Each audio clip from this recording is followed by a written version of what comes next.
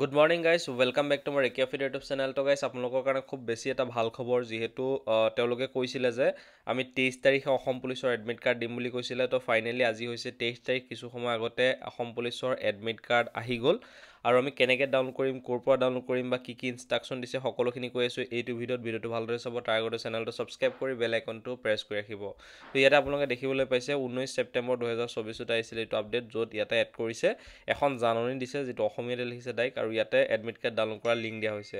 Admit card download কৰাৰ যিটো লিংকটো সেইটো ভিডিঅ'টোৰ ডেছক্ৰিপশ্যনত মই দিয়া থাকিব। তাত ক্লিক কৰি ধুনীয়াকৈ আপোনালোকে এডমিট কাৰ্ডটো ডাউনলোড কৰিব পাৰিব। যেনেকৈ ইয়াতে ক্লিক কৰা এইটো আমাৰ অফিচিয়েল ৱেবছাইট আহি গ'ল indiafastjoblard.com। ইয়াতে যেতিয়া ক্লিক কৰাৰ পিছত এনেকৈ অ'পেন হৈ যাব। অ'পেন হোৱাৰ পিছত ইয়াতে দেখিবলৈ পাইছে আছাম পুলিচ এডমিট কাৰ্ড। তো ইয়াতে আপোনালোকে ক্লিক কৰাৰ লগত এনেকৈ অ'পেন হৈ যাব। অ'পেন হোৱাৰ পিছতে এই প'ষ্টৰ বিষয়ে, মানে আমাৰ অসম পুলিচৰ যিটো আমাৰ যি প'ষ্ট আছিলে সেই গোটেইখিনি প'ষ্টৰ কথা ইয়াতে মেনশ্যন কৰা হৈছে। ইয়াতে তোমালোকে চাব পাৰিবা। এতিয়া যিহেতু তোমালোকৰ ইয়াতে ডিষ্ট্ৰিক্টৰ ৱাইজ ইয়াতে গ্ৰাউণ্ডবোৰ চাব পাৰিবা যে আপোনালোকৰ ডিষ্ট্ৰিক্টৰ ক'ত ইণ্টাৰভিউ হ'ব। তো এই গোটেইখিনি বস্তু ইয়াতে তোমালোকে চেক আউট কৰিব পাৰিবা। আৰু বৰ্তমান সময়ত যিহেতু PTPST এডমিট কাৰ্ড আহি গ'ল, তো ইয়াতে তোমালোকে দেখিব পাইছে ইয়াতে ক্লিক কৰিলেই হ'ল। ক্লিক কৰাৰ পিছতে ডাইৰেক্ট খোল খাই যাব। খোল খাই যোৱাৰ পিছতে তোমালোকৰ এডমিট কাৰ্ডটো তোমালোকে ডাউনলোড কৰি ল'ব পাৰিবা। তো ইয়াতে দেখিব পাইছে এই খোল খাই গ'ল, এডমিট কাৰ্ড ডাউনলোড পৰ্টেল খোল খাই গ'ল। এইডোখৰ জেগাত ডাউনলোডত ক্লিক কৰিব লাগিব।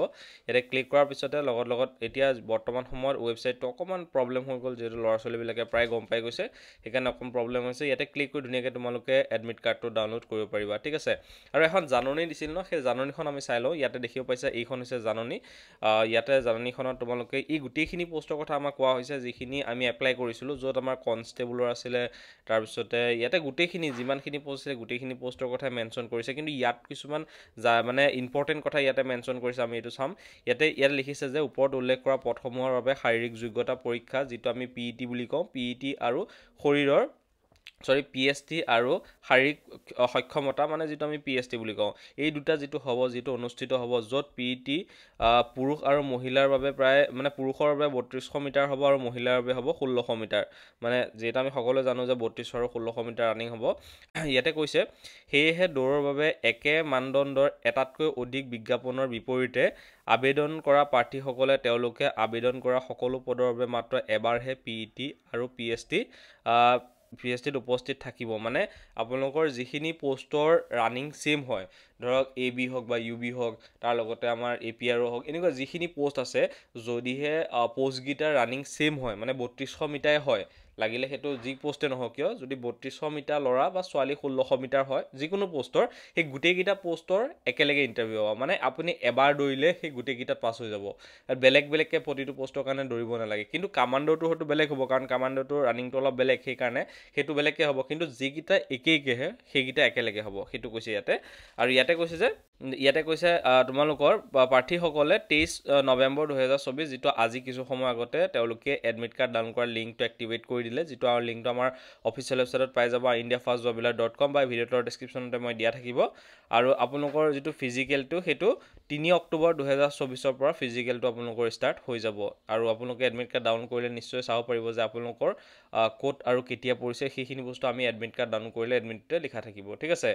যদিহে আপোনালোকে ADRE বা অসম পুলিচ বা আন পষ্টত যদিহে তোমালোকে এপ্লাই কৰিছা, তাৰ বাবে আমাৰ টিমে কিছুমান নোট প্ৰিপেয়াৰ কৰিছে, য'ত প্ৰতিটো ছাবজেক্টৰ বিষয়ে ডিটেইলি এখন ই-বুক আছে, য'ত অসমীয়া আৰু ইংলিছ মাধ্যমত ধুনীয়াকৈ কনচেপ্ট ক্লিয়াৰ কৰি বুজোৱা আছে। তাৰপিছতে MCQ বেছ নোটো আছে। তাৰ লগতে যিটো আমাৰ ADRE এক্সাম হ'বলৈ গৈছে, তাৰ বাবে স্পেচিয়েলি এখন ই-বুক বনোৱা হৈছে, সেইখনো তাৰ লগতে থাকিব। তাৰ লগতে টেষ্ট চিৰিজো এড কৰা হৈছে, মানে যিটো এক্সাম হ'বলৈ গৈ আছে সেই এক্সামত কেনেকৈ প্ৰশ্নখন আহিব, কেনেকুৱা প্ৰশ্ন আহিব পাৰে, সেনেকুৱাকৈ 16টা টেষ্ট চিৰিজ এড কৰা হৈছে। সেই গোটেইকেইটা টেষ্ট চিৰিজ ইয়াতে এড কৰা হৈছে। এই গোটেইখিনি একলগ কৰি এটা কোৰ্চ হিচাপে তোমালোকক দিয়া হৈছে।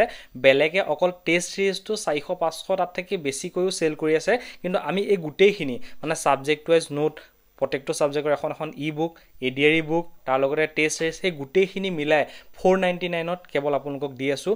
তো যদি বাই কৰিব বিচাৰে, ভিডিঅ'টোৰ ডেছক্ৰিপশ্যনত মই লিংকটো দি দিছোঁ, তাত ক্লিক কৰি তোমালোকে এই বুকখন বাই কৰিব পাৰিবা। তো এইখন এখন ই-বুক হয়, PDF ফৰ্মেটত তোমালোকে পাবা, কিন্তু এইখন ফিজিকেল বুক নহয়, মই তোমালোকক আগতে কৰিছোঁ।